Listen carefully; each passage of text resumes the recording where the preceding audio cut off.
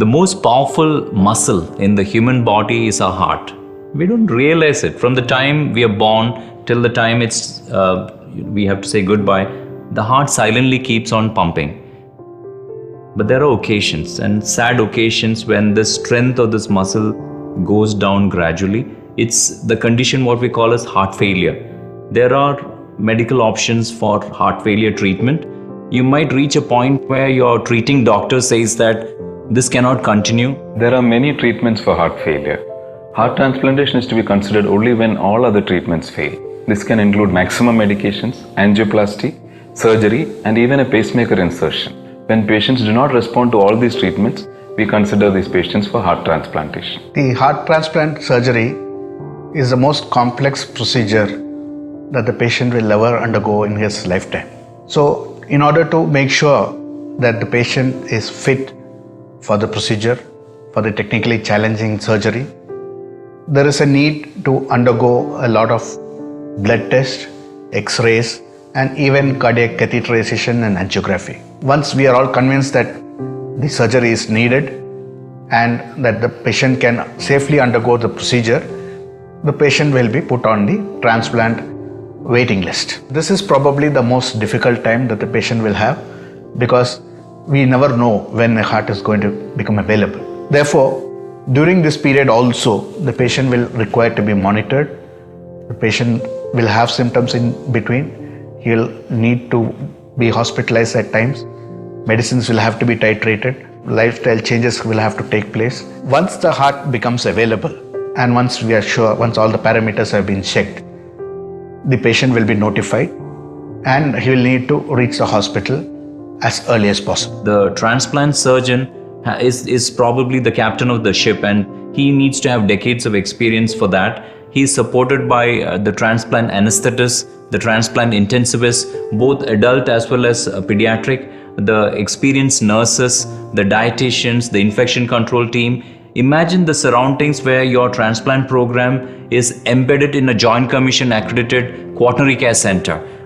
It all ensures that the outcome for the patient is wonderful. Today, anesthesia can be considered as a very safe procedure.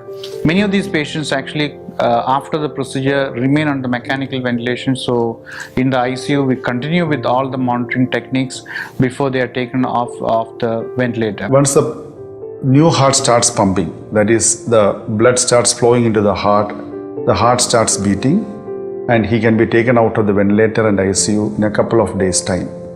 And his whole hospital stay usually comes to around 2 weeks.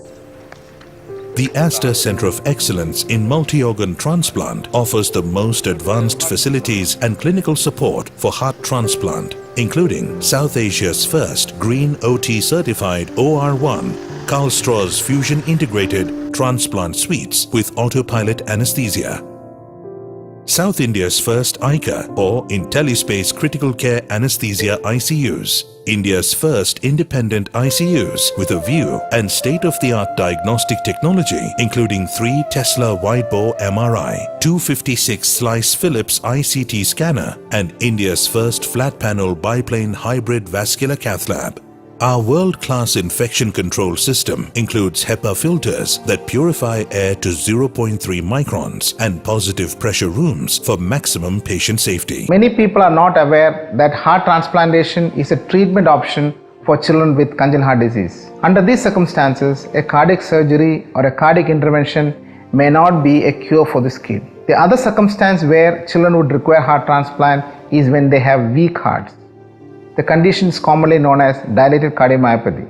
The third circumstance where children would require this procedure is when they previously had cardiac surgery but have problems now, and a repeat surgery would not be useful for them. We have an expert team of pediatric cardiologists, pediatric cardiac surgeons, intensivists and specially trained anesthesiologists and other technicians who have decades of experience. Coming to the infrastructure, we have level 3 pediatric intensive care unit manned by internationally trained doctors and nurses and technicians.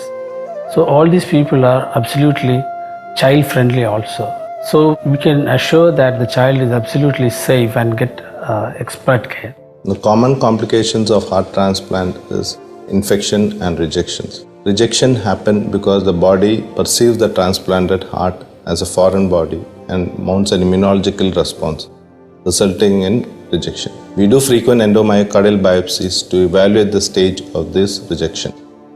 Immunosuppressive therapy is given to prevent these rejections. After a heart transplant, the patient needs to be on regular follow-up. This includes regular medications, regular checkups with the heart team, and a regular exercise program. With a healthy lifestyle and regular follow-up, these patients can have normal life.